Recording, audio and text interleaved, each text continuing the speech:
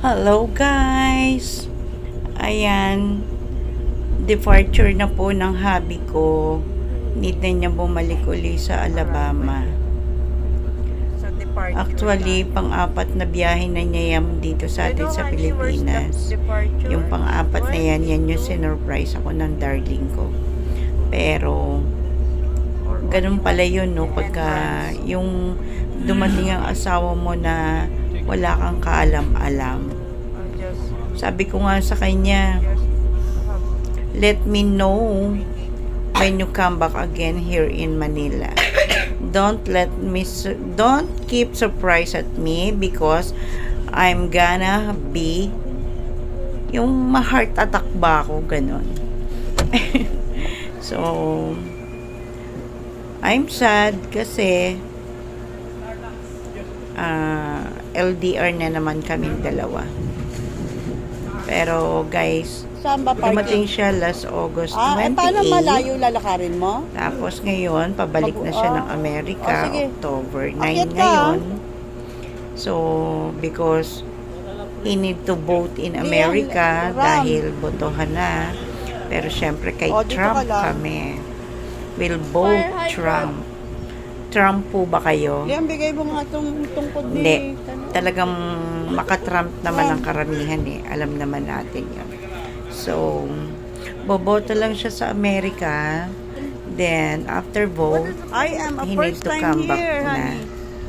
Talagang, ang daddy ko, etong katabi ko, bakit kaya tumatawa?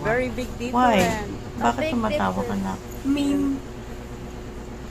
Nagmo-mobile ka ha. Ayun guys, yung apo ko nagmo-mobile habang busy ako dito sa pag-i-explain. Mga marikoy, mga parikoy, pa-like and subscribe naman po ang aming YouTube channel. Bago lang po kami dito pero sisikapin na lagi makapag-update, makapag-download para ma-update po namin kayo. Ayan na si Daddy.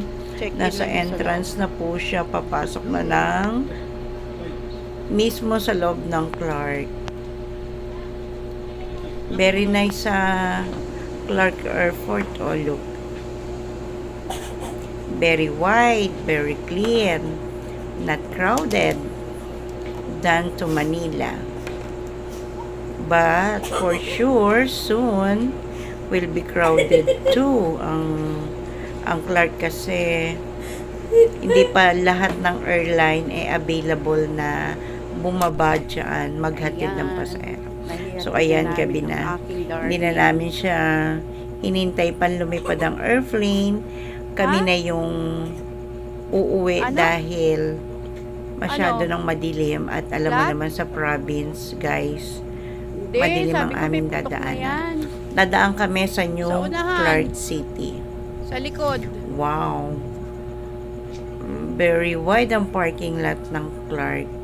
Kahit yung mister ko nagustuhan niya, yun lang medyo mataas lang talaga ang singilan sa Clark compared dun sa Manila Airport. Little expensive sa Clark yun. Ayan yung New Clark City. Diyan kami shortcut going to O'Donnell. Doon sa aming bahay. I love you, ha.